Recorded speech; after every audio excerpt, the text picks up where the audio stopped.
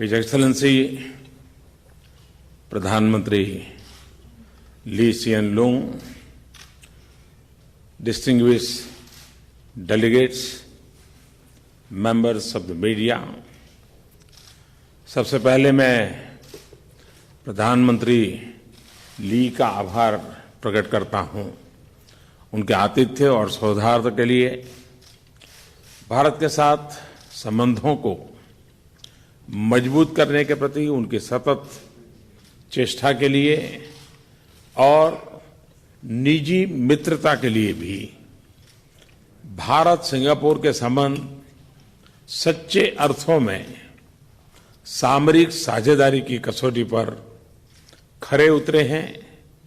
हमारे संबंधों में कोई असहजता नहीं है, बल्कि केवल गर्मजोशी और सौहार्द और विश्वास है। आज की हमारी बातचीत में प्रधानमंत्री ली और मैंने साथ मिलकर हमारे द्विपक्षीय संबंधों में प्रगति को रिव्यू किया और भविष्य के रोडमैप के बारे में चर्चा की।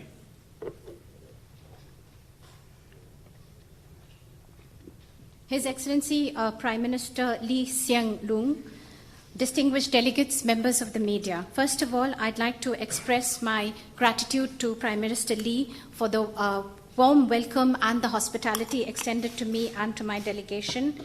Also, I'd like to express my gratitude that for strengthening relations with India, he has always made untiring efforts. And also, I would like to thank him for his personal friendship.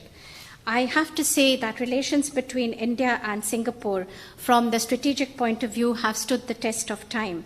Our relations are smooth, and they are marked by warmth, cordiality, and trust. In our discussions today, Prime Minister Lee and myself together, we not only reviewed the progress made in our bilateral relations, but we also discussed how to take these forward in the future. मुझे विशेष रूप से हमारे comprehensive economic cooperation agreement के दूसरे review के पूरा होने पर प्रसन्नता है,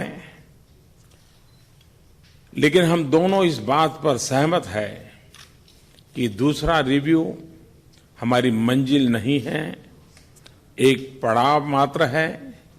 हमारे अधिकारी शीघ्र ही इस समझौते को और अपग्रेड करने पर सुधारने के लिए चर्चा शुरू करेंगे। I especially would like to express my happiness that we have been able to conclude successfully the second review of the Comprehensive Economic Cooperation Agreement. But both Prime Minister Lee and myself, we agreed that this is not just our target and our goal, but this is only a means to an end. And officials on both the sides will soon start discussing this agreement, how to upgrade it further and reform it, and these discussions will commence soon.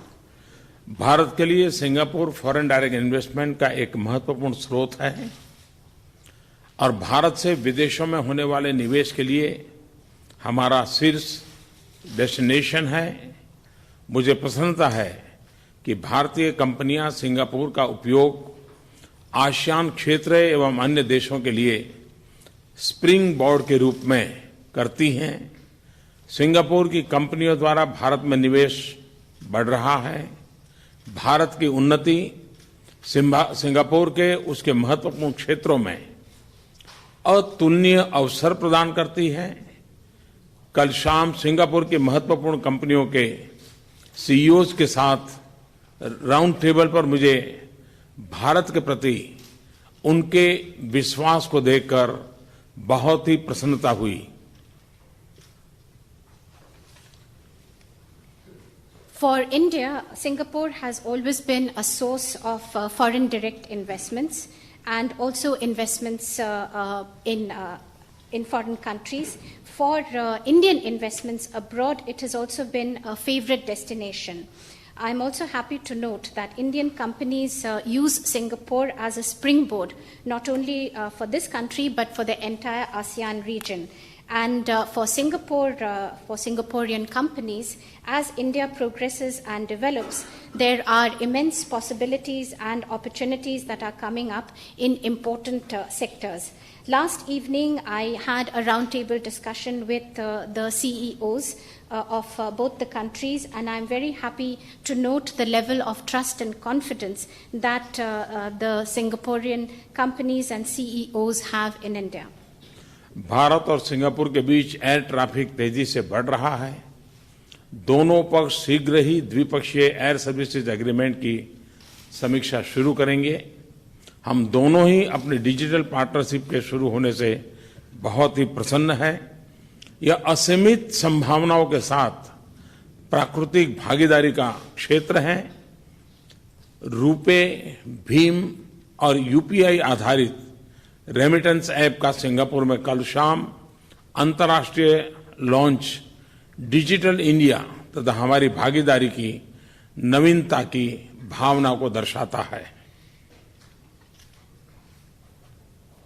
The air traffic between India and Singapore is increasing and growing rapidly, and soon both the sides will be reviewing the air services agreement. Also, both of us, both Prime Minister Lee and I, we were happy to launch the digital partnership between the two countries. This is not only a natural area for both the countries to cooperate, but also a very important area that brings us together. Yesterday, we saw the international launch of the RuPay debit card, the Bheem app, and the UPI-based remittance system. This also shows the novelty in partnership between the two countries. Digital India के तहत भारत में हम एक data centre policy बनाएंगे। आज मैं Nanyang technology university में अनेक समझौते होते हुए देखूंगा, जो कि उच्च शिक्षा, साइंस और टेक्नोलॉजी इनोवेशन में हमारे सहयोग को और बढ़ाएंगे। As under the Digital India initiative, we are moving towards a data center policy, and later today in the Nanyang Technical University, I will witness the exchange of agreements, many agreements that have been signed in areas such as higher education, science and technology, and innovation, which will further deepen and strengthen our relations. Skill development, planning, और शहरी विकास के क्षेत्रों में हमारे सहयोग में अच्छी प्रगति हुई है। हमने भारत के 115 एस्पिरेशनल डिस्ट्रिक्ट्स में पानी के लिए नई पहल की शुरुआत देखी है। आज और कल हमने जो एग्रीमेंट किए हैं, वे इस सहयोग को एक नए स्तर पर ले जाएंगे। In the areas of skill development, planning, urban development, we are further increasing our cooperation, and there has been good progress that has been made. In 115 aspirational districts of India, we saw recently the launch of a new initiative, and in the agreements that were signed yesterday and today, this cooperation will be taken to newer heights. ये ग्रामीण क्षेत्रों सहित भारत के युवाओं को अंततः लाभ पहुंचाएंगे। हमने अपनी सामरिक साझेदारी में डिफेंस और सिक्योरिटी के महत्व पर जोर दिया है। इन संबंधों में लगातार वृद्धि का हम स्वागत करते हैं।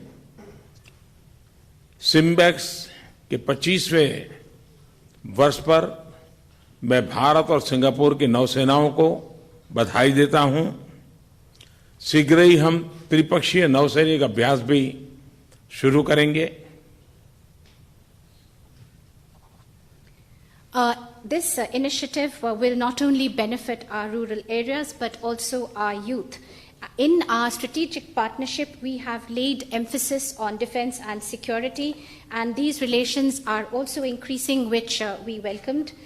I would like to congratulate the navies of India and Singapore for having completed 25 years of the SIMBEX exercise. Soon we will be starting tripartite exercises. बार बार होने वाले अभ्यासों तथा नौसैनिक सहयोग को ध्यान में रखते हुए नौसेनाओं के बीच लॉजिस्टिक एग्रीमेंट संपन्न होने का भी मैं स्वागत करता हूं। These exercises joint exercises that take place between our navies and the kind of cooperation, naval cooperation that exists, I also welcome this agreement on logistics that has been signed between the two navies. आने वाले समय में cyber security और अतिवादी तथा आतंकवाद से निपटना हमारे सहयोग के महत्वपूर्ण क्षेत्र होंगे। हम इन्हें अपने देशों के लिए सबसे बड़े खतरों में मानते हैं। In the coming times, areas such as cyber security and to fight together extremism and terrorism, these are emerging as very important areas, given that both our countries feel that this poses today the biggest threat. प्रधानमंत्री ली और मैंने वैश्विक और क्षेत्रीय चुनौतियों पर अपनी चिंताओं को साझा किया। हम दोनों ने मैरीटाइम सिक्योरिटी पर अपने सैद्धांतिक विचारों की पुनः पुष्टि की और रूल बेस्ड ऑर्डर के प्रति अपनी प्रतिबद्धता दिखाई है। Prime Minister Lee and myself, we discussed both the global as well as regional challenges, and we shared our points of view. We also reiterated our principled stand as far as maritime security is concerned and our commitment to a rules-based order. हमने खुले, स्थिर और उचित अंतर्राष्ट्रीय trade regime को बनाए रखने की जरूरत पर भी सहमति व्यक्त की है।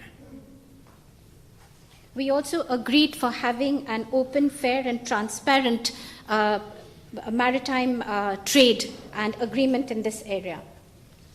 मैंने आसियान के नेतृत्व वाले संस्थानों के माध्यम सहित आसियान यूनिटी के महत्व, उसकी केंद्रीयता व क्षेत्रीय स्थिरता को बढ़ाने की महत्व पर भी जोर दिया है। I also emphasized the various institutions of the ASEAN unity, the centrality of ASEAN for regional stability. मैंने आरसेप समझौते के शीघ्र होने के लिए भारत की दृढ़ प्रतिबद्धता के बारे में भी बताया तथा उचित, संतुलित तथा व्यापक एग्रीमेंट की आशा व्यक्त की।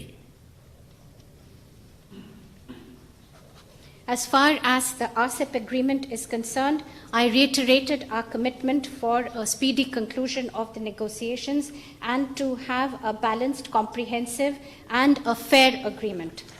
आज शाम शांग्रीला डायलॉग में मैं इंडो पैसिफिक क्षेत्र में शांति और समृद्धि के प्रति भारत के दृष्टिकोण को यह अभिव्यक्त करना चाहता हूं। This evening at the Shangri-La Dialogue, I will put forth our point of view as far as peace and prosperity in the Indo-Pacific region are concerned. Shangri-La Dialogue में निमंत्रण के लिए मैं प्रधानमंत्री ली को धन्यवाद देना चाहता हूं। For this invitation to address the Shangri-La Dialogue, I would like to thank Prime Minister Lee. मैंने प्रधानमंत्री ली और उनकी पूरी टीम को सफलतापूर्वक लीडरशिप ट्रांजिशन के लिए अपनी शुभकामनाएं दी। I also conveyed my best wishes for the leadership transition to Prime Minister Lee and his entire team. मैं जानता हूं कि सिंगापुर के नए नेता अपनी शानदार विरासत को जारी रखेंगे और इस महान देश को जन सेवा की उसी भावना तथा परंपरा के साथ आगे ले जाएंगे। I know that the new leaders of Singapore will respect the rich heritage of this great country and the tradition of always putting importance on public service to the people. धन्यवाद, बहुत बहुत धन्यवाद। Thank you very much.